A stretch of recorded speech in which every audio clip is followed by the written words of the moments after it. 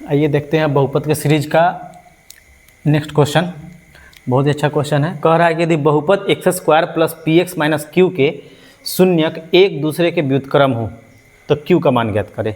ये चार ऑप्शन दिया गया है ना। सबसे पहले हमको समझना पड़ेगा कि ये व्युत्क्रम क्या है, व्युत्क्रम का मतलब क्या होता है ना। देखिए यहाँ पे हम लोग देखते हैं व्युत्क्रम। व्युत्क्रम क्या है?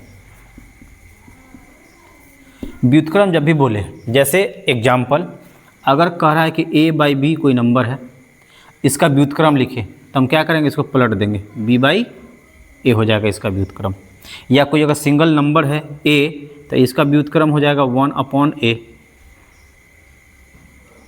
अगर b कोई नंबर है तो इसका हो जाएगा 1/b, है ना। c बाई d कोई नंबर है तो हो जाएगा d बाई सी। यानी कि अगर कोई बट्टा वाला नंबर है तो अंश को हर में बदल देंगे, हर को अंश में बदल देंगे। अगर कोई सिंगल नंबर है तो उसको एक बटा उतना नंबर लिख देंगे तो क्या आ जाएगा, हमारा व्युत्क्रम आ जाएगा। जैसे a बाई बी था तो इसका उल्टा हो गया b बाई ए, यानी इसका व्युत्क्रम।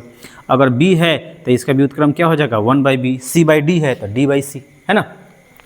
तो बहुपद दिया हुआ, सबसे पहले बहुपद मान ले रहे हैं एक पी एक्स, यानी कि x square plus P x minus Q, ये बहुपद है हमारा। इसका शून्यक 2 होगा, ठीक है।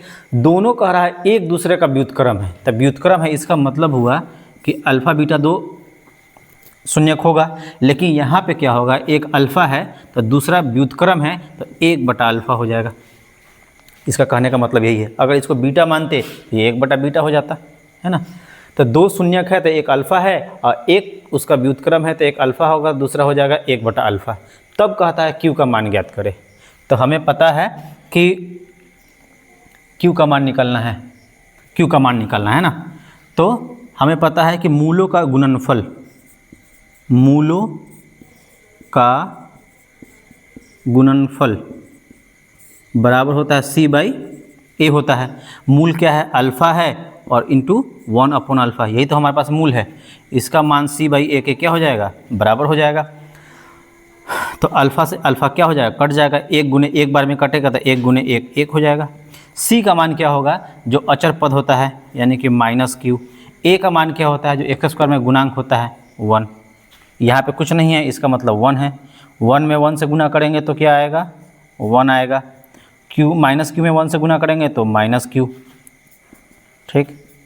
अब क्या करेंगे, दोनों साइड माइनस से गुना कर देंगे तो इधर -1 हो जाएगा और इधर माइनस मिलकर क्या हो जाएगा, प्लस आ जाएगा। तो क्यू का मान कितना आ गया, -1 के बराबर आ गया।